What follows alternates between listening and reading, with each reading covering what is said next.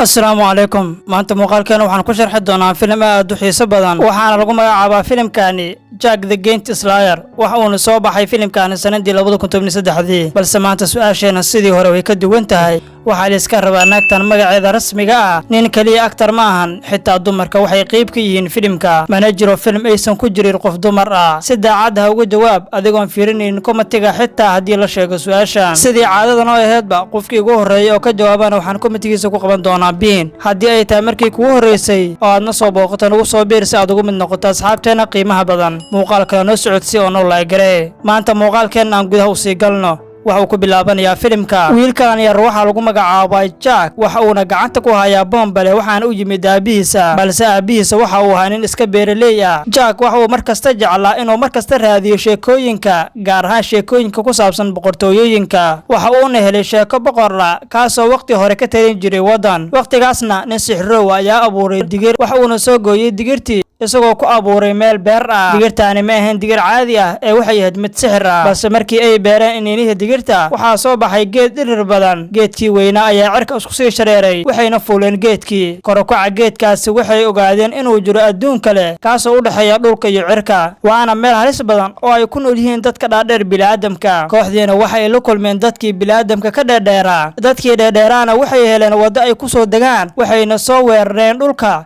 iyagoo markaasi baabiiyay dhammaan wixii dhulka ku noolaa inkastoo ay bilaabeen inay cunaan bini'aadamka markay dilaan kadib boqor ka mid ah dadkii ku noolaa dhulka kaasoo lagu magacaabi jiray Night Kings ayaa soo afdiray dhammaan dadkii dheerdheera isagoo adeegsanaya sixirkiisa waxa uu sameeyay taajkaasna wax uu ka sameeyay dadkan dhaadheer mid ka mid ah wadnihiisa balse boqorkii markii uu madaxa surtay taajkii way adeeceen dhammaantooda waxa uu ku amray inay sida ugu dhaqsiyaha badan ka tagaan meeshan wayna adeeceen waxayna ka ballan qaadeen inay meeshan ka tagi doonaan kadibna meeshii way isaga tageen kadibna boqorkii iyo ciidankiisa waxay salka ka dareen geedihii iyagoo gooyay sheekadii boqortooyadana halkaas ayay ku dhamaatay waa kana Jack asiga iyo hooyadiisa sidoo kale hooyadiisa waxay ahayd mid aad u jecel sheekooyinka boqortooyada waxayna Jack markasta ugu sheekan jirtay sheekooyinka boqortooyooyinkii hore hadda waxa ka soo wareegatay 10 sano kadib Jack waxa uu noqonayaa nin weyn waxa uu u soo socdaa magaalo si uu farastiisa u soo iibsado ugu dambeyntii Jack waxa uu soo gaaray magaaladii intuu magaaladii waxa uu arkayaa meel ay riwaayad ka socoto riwaayadaasi oo lagu jilay boqorkii lagu sheekan jiray asaga waxa uu soo dhaxgalaya dadkii si uu soo daawado riwaayadan meeshan ka socota waxa kaloo jirtay gabar amiirad ahayd waxayna qaranaysaa wajigeeda cid aqoonsan kartana ma jirto kadib dadkii ayaa bilaabay inay ku jeejeesaan amiiradii balse Jack ayaa ka hor istaagay oo ka difaacay dadkii ku jeejeesay amiirada dhammaan dadkii way foorsadeen markii uu ku qaylay Jack balse Jack waxa uu maleynayay inay ka baqeen laakiin arrinta sidaas ma ahayn waxa meeshaas yimid askartii amiirada waxayna halkaas ka kaxayeen ciidamadii amiiradii hadda waxaan aragnaa ninkan lagu magacaabo Rodrick amiirada aabaheedna waxa uu rabaa inuu gabadhiisa u guuriyo ninkan Rodrick laakiin amiirada ayada ma aysan doonaynin inay guursato ninkan Rodrick waxa uu arkayaa qolkii waxbarashada kaasoo ka mid ahaa boqortooyada waxa uu arkayaa qolkii oo la burburiyay waxaana meeshaas laga qaatay digirtii waxa uu ogaanayaa inay halkaan wax ka qadan yihiin kadib waxa uu helayaa taajkii hore looga riday santuuqa laakiin santuuqa waxa ka maqan digirtii Rodrick waxa uu ciidamadiisa ku amrayaa inay xanibaan magaalada oo dhan oo ay magaalada ka soo baaraan ninkii xaday digirta waa kana Jack mar kale waxa uu weli wadaa farastiisa waxa uu doonayaa inuu iibsado nin ayaa u yimid Jack isagoo dhex jooga magaalada waxa uu ku yiri ninkii waxaan rabaa inaan ka iibsado farastan Jack waxa uu ku yiri ninkii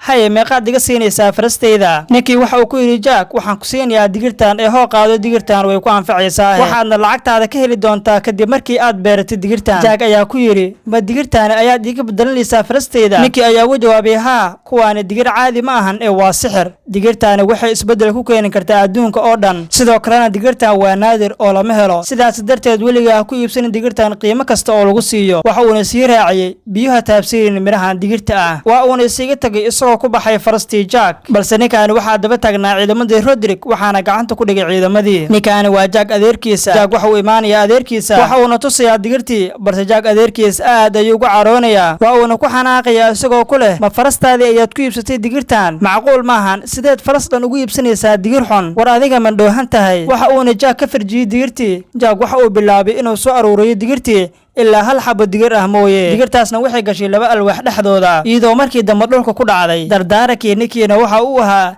hataabsiinin digirtaani biyo bal aan aragna wixii dhaca. waxaa kale uu Jack og yahay inuu banaanka roob ka socdo waatana amiiradii iyadoo ku socota farasteeda sababtoo ah waxay ka soo carartay gurigeeda iyadoo aanan diyaar u ahayn inay guursato ninkii Rodrick ahaa. waxayna u timid ninkii Jack ahaa iyadoo kasoo dhuumatay reerkeeda. kadibna Jack ayaa soo geliyay gudaha. gabadhan amiiradda waxaa lagu magacaabaa Princess balse Jack waxa uu og yahay inay tahay amiiradda. labadooduba waxay bilaabeen inay sheekaystaan midka kale. isla markiiba gurigii biyaha ayaa gudaha u soo galay. digirtiina waxay taalaa dhulka balse waxaa taabtay digirtii biyihii. Jackna hore waxaa loo yiri ha taabsiinin biyo digirtan.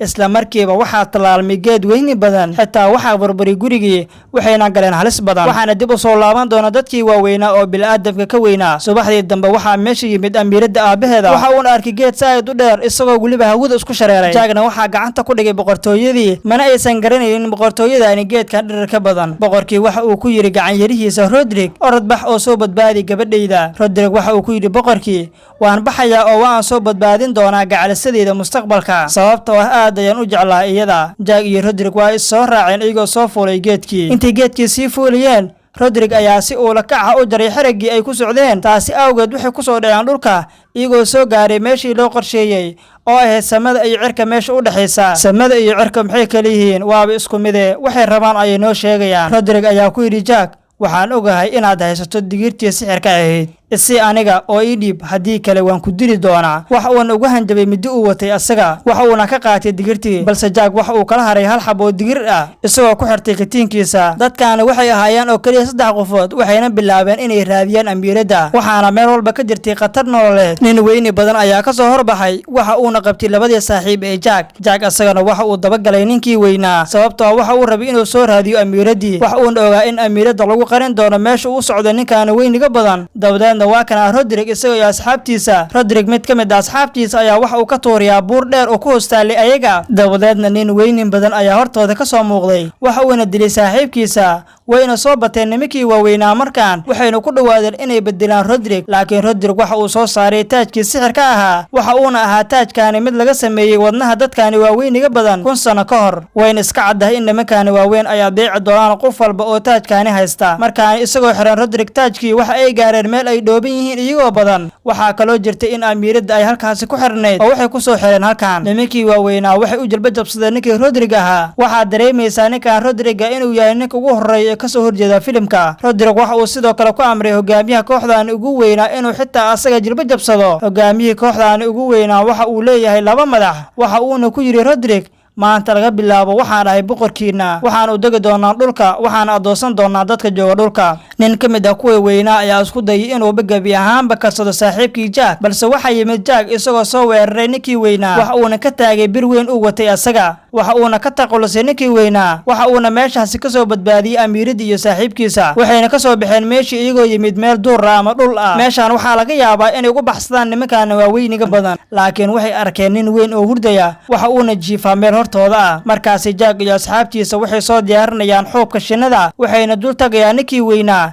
waxayna ka furiyaan wajigiisa waxayna u gelinayaan shinnidii. waxaana lumay kontaroolkii ninkii weynaa maadaama ay cunayso shinnida. waxa uuna bilaabay ninkii weynaa inuu is-arbaaxtiyeeyo oo meel walba uu ka dhaco isagoo ugu dambeyntii ku soo dhacay dhulka. boqorkii waxay arkeen ninkii weynaa oo ku soo dhacay dhulka. waxa uuna ogaaday boqorkaani inay dadkaani waaweyn imaan doonaan dhulka. waxa uuna ku amray boqorkii ciidamadiisa inay jiraan geedkan dhirir ka badan sababtoo ah way soo weerari karaan xilli kasta dhulka ayayna imaan karaan. dhinaca kale asxaabtii Jack waxa ay ku leeyihiin adiga iyo amiiradda orda taga dhulka inta aan anaga halkaan joogno. anaga intay doontaan nagu qaadatay waxaan ka hortagi doonaa ninkii Rodrick ahaa. waxayna amiiraddii iyo Jack bilaabeen inay soo aadaan dhankii geedka waxayna soo fuuleen geedkii. boqorkii waxa uu ogol yahay in la jiro geedkaani sababtoo ah waxa uu ogaa in geedkan uu khatar ku yahay adduunkan oo dhan. kale Rodrick waxa isku diyaarinayaa inuu dhulka la yimaado kooxdan waaweyn waxaana la socda asxaab tiro badan kuwaas oo waaweyn. kadib asxaabtii Jack ayaa u dhuumanaysa waxayna rabaan inay soo weeraraan ninkan. intaas kadib si kadiisa waxa uu soo weeraray mid ka mid ah asxaabtii Jack waxa uuna ka taagayaa midi ninkii Rodrigo ahaa isagoo halkaas ku dilay ninkii Rodrigo ahaa. ciidamadii boqorka waxay direen geedkii waxaana halis galay amiiradii iyo Jack. ugu dambeyntii waxay ku soo boodeen xarag ka mid ah geedkii iyagoo ugu dambeyntii badbaaday. waa kuwaana qoomkii waaweynaa ninkii ayaga ugu sarreeyay oo labada madaxa la ayaa waxa uu gacanta surtay taajkii waxaana uu wada soo juuday dhammaan kuwii kale oo waaweynaa. ninkii weynaa waxa kale uu helay digirtii uu watay ninkii Rodrigo ahaa. dhammaan digirtii ayay ku talaaleen dhulka markaana waxay guda galeen inay dhulka ku soo degtaan waxayna soo qabqabsanayaan geedkii ay abuureen. boqorkii waxa uu helay gabadhiisa wayna soo badbaadeen Jack iyo iyada. waxa uuna ku farxsan yahay in gabadhiisa ay weli nooshahay laakiin waxa uu imaanaya ninkii Jack isagoo ugu mahadcelinaya badbaadintii uu soo badbaadiyay gabadhiisa. laakiin boqorka ma uusan ogeyn in Jack iyo amiirada ay bilaabeen inay isjeclaadaan. waa uuna iska soo baxaya Jack waxa uuna helayaa farastiisa. kadib Jack waxa ogaanaya inay ku soo wajahayihiin asxaabtii waaweyneed waxaana hadda dhulka yimid asxaabtii waaweynaad waxaana hogaaminaya ninkii weynaa oo boqorka u ahaa ayaga. waa kana Jack waxa uuna ku cararayaa farastiisa si uu arrintan ugu soo sheego boqorka. Jack waxa uu akhbaartay gaarsiinaya amiirada iyo boqorkii waxa uuna ku wargelinayaa inay yimaadeen dadkii waaweynaa. kadib waxaa soo weeraray kooxdii waaweyneed waxayna ku harasameen dhammaan meeshii ay joogeen. boqorkii iyo amiiradii iyo Jack iyo ciidamadii waxay guda galeen inay ka soo cararaan musiibadaani ku timid ayaga. hal qof oo bini'aadam siima dayn doonaan. midda kale oo ay ku cafinayeen ayaa ah inay boqortooyadaani tahay boqortooyadii ay ka soo bilaabatay digirtii sixirka ahayd. waxayna bilaabayaan inay ka soo cararaan weliba iyagoo ku soo cararaya farastooda waxayna u ceersanayaan si aanan caadi ahayn iyagoo u soo weeraraya si isdaba joog ah. dhammaantood waxay yimaadeen qasrigii ka hor intaysan waxyeelo soo gaarsiinin asxaabtii waaweyneed. laakiin Jack ayaa laga soo tegay asaga waxayna rabaan inay xiraan albaabka balse Jack ayaa si dirqi ugu soo fakaday ninkii waaweynaa. waxa uuna soo galay boqortooyada balse ninkii weynaa waxa uu qabtay albaabka. kadib asxaabtii boqortooyada waxay ku gameen falaarahooda ninkii weynaa iyagoo indhaha ka taagay ninkii. waxa uuna ku dhacay dab hoos ka shidnaa biyo ayaana ka sii hooseeyay. waxa uuna sii galay biyihii waxa uuna raadinayaa ninka weyniga badan meel uu ku soo galay qasriga mar kale. albaabka waa ay xireen laakiin qolooyinkii waaweynaa ayaa albaabkii ayagana soo jiidanaya waxayna ku soo xirteen xarag. nin weyni badan ayaa ku soo tuuray gidaarka qasriga qashin yaalay isagoo bartilmaameedsanaya boqortooyada. darbigii qasriga waa uu dumayaa dhammaantiisa. boqorkiina markii uu arkay inaan la xakameyn karin dadkan waaweyniga badan waxa uu yimid gabadhiisa isagoo ka codsaday inay halkaan ka tagaan oo ay aadaan qol ka mid ah boqortooyada. waxaana soo waday ninkii Jack ahaa. markay yimaadeen qol ka mid ah qasrigii laakiin si lama filaan hogaamiyaha dayda ku dhacay biyihii ku jiray dhulka hoostiisa ayaa ka soo baxay dhulka isagoo soo weeraray. waxa uuna gacanta ku dhigay hogaamiyihii weynaa Jack iyo amiiradii balse Jack waxa uu soo bixiyay digirtii weynaa uu hayay asaga. waxa uuna dalqada u riday ninkii weynaa. ninkii weynaa waxa uu bilaabay inuu gariiro